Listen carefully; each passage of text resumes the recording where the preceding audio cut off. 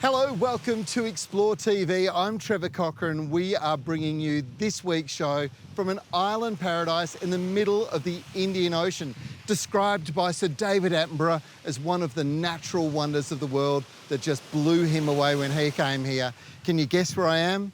It's Christmas Island. It's absolutely gorgeous. So sit back, relax and enjoy.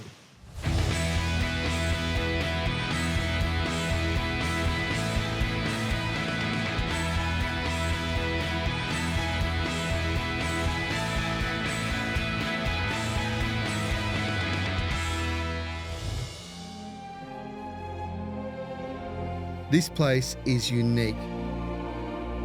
I'm going to say, imagine you're walking in Jurassic Park. It's rugged, created by an ancient volcano that's rising up from the ocean's floor in over 2,000 metres of water. A trip here to Christmas Island is the trip of a lifetime. To put it into perspective, the island spans around 135 square kilometres. Nearly 2/3 of the island is protected as national park. The park supports 242 native plant species, including 16 that are found nowhere else on planet Earth. It also provides sanctuary for over 20 species of terrestrial land crabs and more than 120 bird species. Nobody knows the island better than Chris Carr from Indian Ocean Experiences. He shares some of the must-visit places in the park with his guests and takes them all over the island.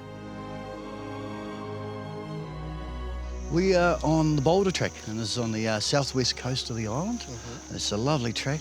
One of the things I've noticed with the tracks is the accessibility is really, really good. They're nice, big, wide open tracks. Oh, they're very well maintained. National parks do a fantastic job of making sure they're safe and accessible for everyone.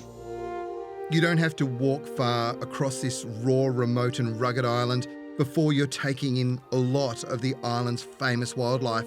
It's everywhere around you. Well, Chris, this is a pretty special spot. You've got red crabs all over the island, but I've got one sitting right underneath me. They're all around us. They're unique to Christmas Island. They're endemic here. You can't find them anywhere else in the world, and the migration period is absolutely fascinating. So around October, November, we're waiting for the rains, and that's the indication for the males to do the first march. And we're talking a significant number. So I think I've heard figures of 30 million males and then another 30 or 40 million females later following the males down to the water to do the same thing.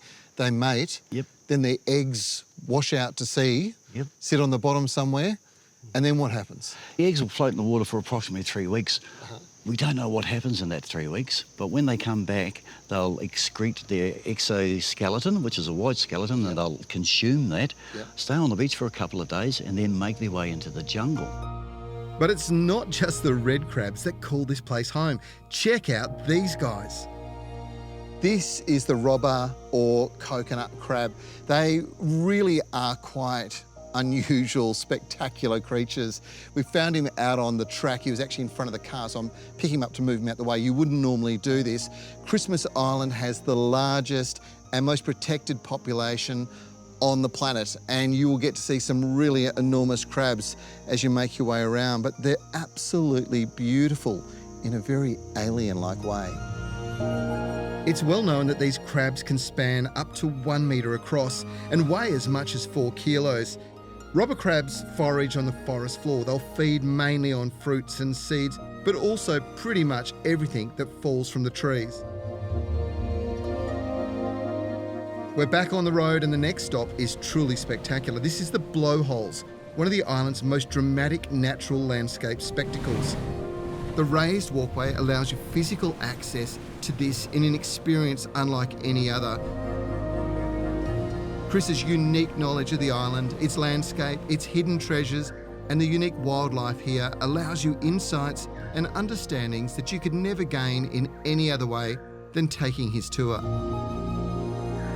It's remote, it's rugged, and it's raw, and that's the magic of Christmas Island. Let me tell you, that's what you want to experience, and they've got it here in spades.